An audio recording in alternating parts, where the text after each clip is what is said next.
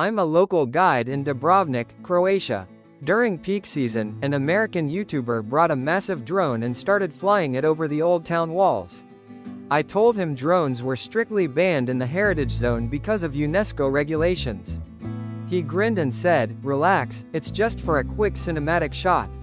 I'm not spying on anyone." When I explained that fines can reach €5,000, he laughed. "That's extortion. You can't own the sky."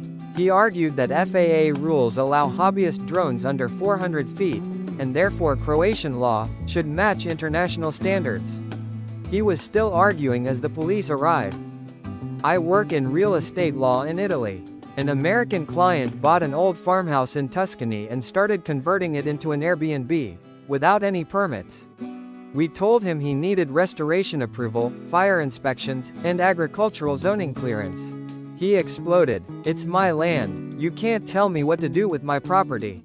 That's unconstitutional." I explained Italy doesn't have his constitution. He replied, "Then you should. Ours works." As a coastal ranger in Portugal, I found an American family grilling steaks directly on the sand. I told them beach fires are illegal to prevent wildfires and pollution. The dad waved his tongs and said, "We do this every summer in California. It's tradition." I pointed to the sign, "Proibido acender fogo." He shrugged. "I don't speak Portuguese, so how was I supposed to know?"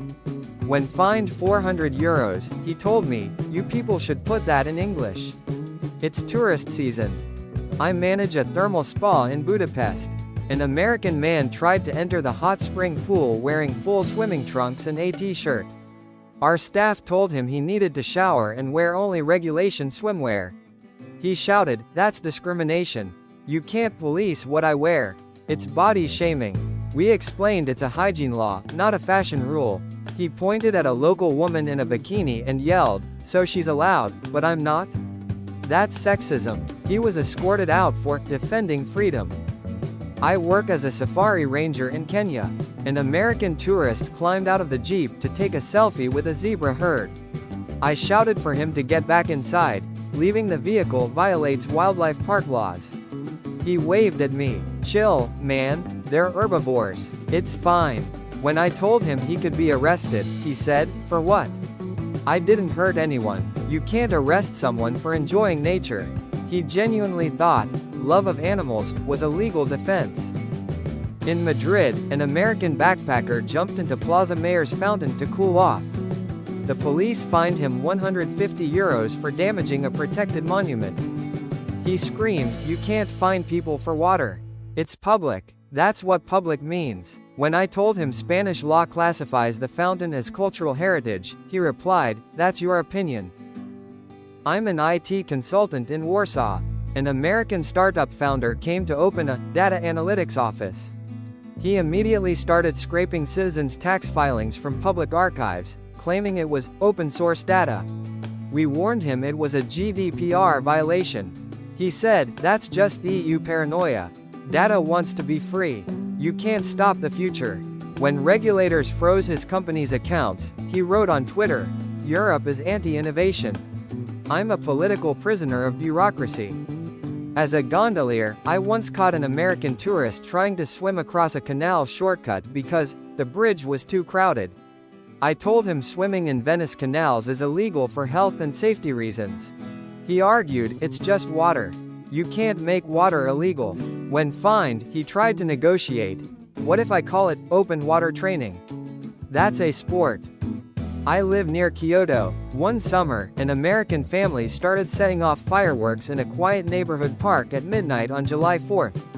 Neighbors called the police. The father shouted, "We're celebrating Independence Day.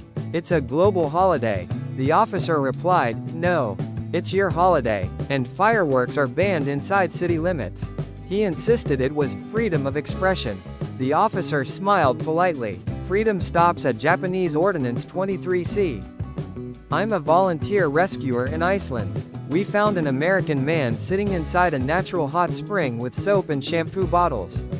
He said, "It's geothermal water, perfect for a natural shower." We told him washing products were forbidden to protect the fragile ecosystem. He looked confused. But it's biodegradable. I'm helping the planet. His idea of eco-friendly was still illegal. I'm a mime in Paris. An American tourist started filming my entire act and then came to me after, saying, "I'll manage you. I'll upload this to YouTube and we'll split the profits 70/30." I told him he had no filming rights. He scoffed, "You're performing in public. That's fair use." When I explained French image rights require consent, he said, "That's not how copyright works in the States." Exactly. I work in a grocery store in Rwanda, where plastic bags are completely banned. An American customer unpacked her suitcase and tried to hand out Ziplocs to carry groceries. I told her it was illegal. She gasped, "Illegal? For bags? What am I supposed to use, my hands?" I offered her a paper one. She said, "This feels like socialism." In Prague, an American influencer tried to launch a drone over the Olszany Cemetery to get Gothic vibes. A guard stopped him and explained that drone flights over cemeteries violate both aviation and privacy laws. He shouted, "It's not private, they're dead." He seemed to think the deceased had no legal right to dignity. I'm a police officer in Zurich. We stopped an American driver going 150 kilometers per hour in a 100 zone. He smiled and handed over a $100 bill. "Can I just pay it now?" I said fines are based on income and issued him a €2,400 ticket. He shouted, "You can't base it on income. That's discrimination. In America, justice is equal."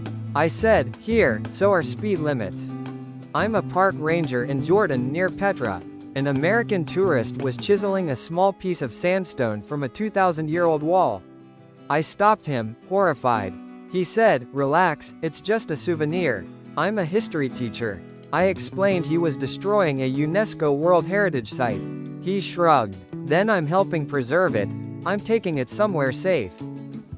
I work for the Cultural Preservation Office in Florence.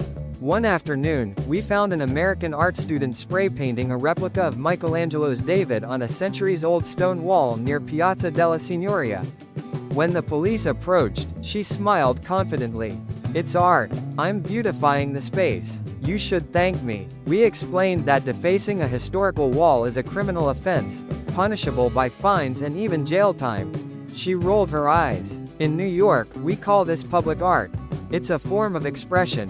When we told her the wall predated the discovery of America, she said, "That's not my fault, you guys never modernized."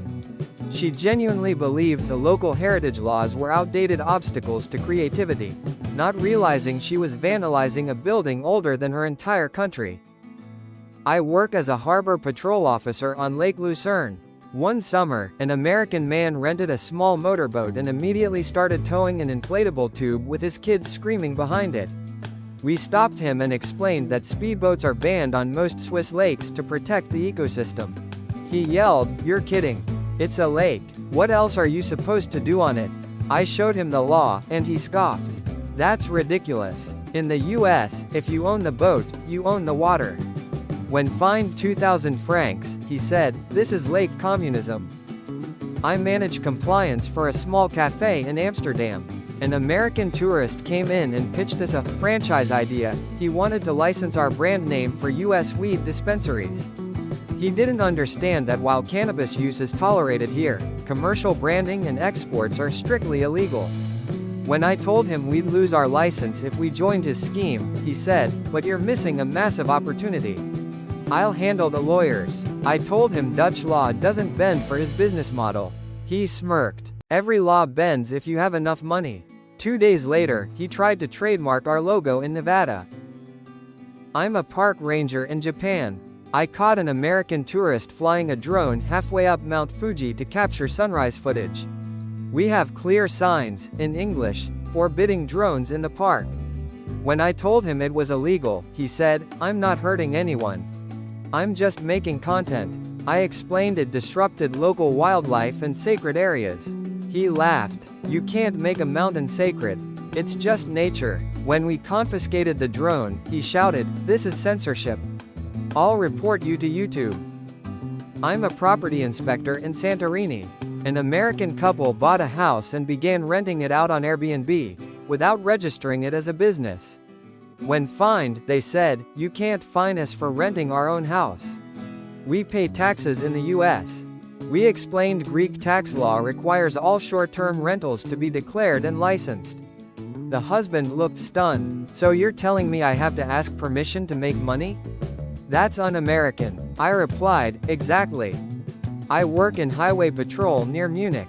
An American driver in a rental car got pulled over doing 220 kilometers per hour in a recommended speed section during fog. We explained that reckless driving, even on the Autobahn, is illegal in unsafe weather. He said, no, I read online that there's no speed limit in Germany.